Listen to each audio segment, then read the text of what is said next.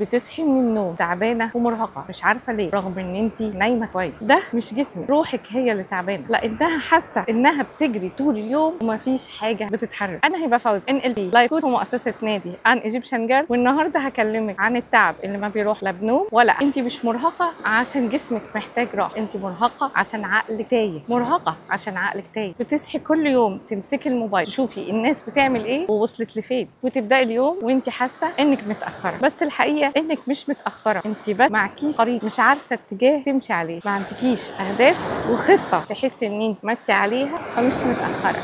والخطه دي هي اللي هتساعدك تشوفي انك بتاخدي خطوات وتحسي انك بتنجزي. اللي ناقصك مش طاقه، اللي ناقصك رؤيه وهدف وخطوات. وده اللي بنعمله في ورشه الفيجن بورد او لوحه الاحلام ل 2026 اللي هتكون هديه مجانيه في البينك فرايداي على اشتراك النادي بتاعنا، نادي ان ايجيبشن جيرل، اول نادي لدعم والهام وتمكين كائن الانثى الجميل، عشان تقدري تبني الشخصيه القويه اللي قادره تخلق الحياه اللي طول عمرك بتتمنيها. اكتبي لي كلمه نادي وانا ابعت لك التفاصيل.